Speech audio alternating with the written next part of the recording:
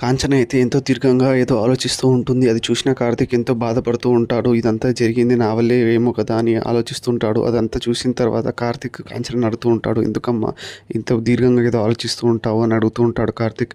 అయితే ఇది చూసిన కాంచన, నాకు జీవితంలో మొట్టమొదటిసారి కొత్త విషయం తెలిసిందిరా. అదేంటంటే మనిషిని మోసం చేసేది అమాయకత్వమే కాదు, మనిషి యొక్క మంచితనం కూడా. అది కూడా నాకు నిన్ననే తెలిసింది అని చెప్తూ ఉంటుంది కాంచన. ఇది విన్న కార్తీక్, ఇప్పుడు నువ్వు ఎవరి చేతి మోసపోయావమ్మా, ఎందుకు అలా మాట్లాడుతున్నావు అని ఎంతో దీర్ఘంగా అడుగుతూ ఉంటాడు. ఇది విన్న కాంచన అయితే, మా వదిన చేతిలో మోసపోయానురా.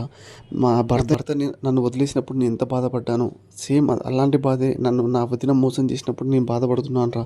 వాళ్ళు నేను ఏమడిగాను రా, ఆస్తిలో వాట అడిగానా, డబ్బులు ఇవ్వని అడిగానా, కనీసం నేను పట్టు చీర కూడా అడగలేదు కదా ఇప్పుడు దాకా వాళ్ళని. అప్పుడు ఇది కాంచన అయితే, పెళ్ళి ఏమైనా మనం చేయమని అడిగామారా, వాళ్ళే కదా నా కూతురు చేసిన తప్పుకి పరిహారం ఏంటో అని అడిగారు. అప్పుడే కదా మనం పెళ్లి చేయమని అడిగాము.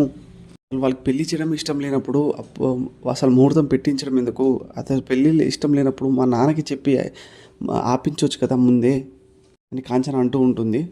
అసలు ముహూర్తం పెట్టించడం దేనికి, మరి పెళ్ళి ఆపించడానికి తాళి కూడా దాచిపెట్టడం దేనికి.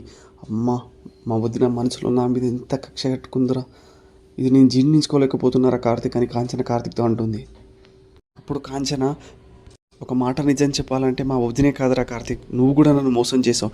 అప్పుడు కార్తీక్ వచ్చేసి, నేను ఎందుకు చేశానమ్మా అంటూ ఉంటే, పెళ్ళిలో అందరూ తాళి కనిపించట్లేదని బాధపడుతూ ఉంటే నువ్వు ఎందుకురా మౌనంగా ఉన్నావు అని కార్తీక్ నడితే, కార్తీక్ వచ్చేసి, పరువు కోసం అమ్మ, మన ఇంటి పరువు కోసం నేను గమ్మునున్నాను అని చెప్తూ ఉంటాడు.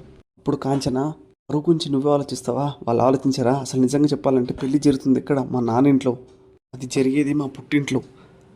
మా నాన్న వచ్చేసి మా వదినకి మామగారు. ఇప్పుడు ఆ పెళ్ళి ఆగిపోతే చెడ్డ పేరు ఎవరికి రా.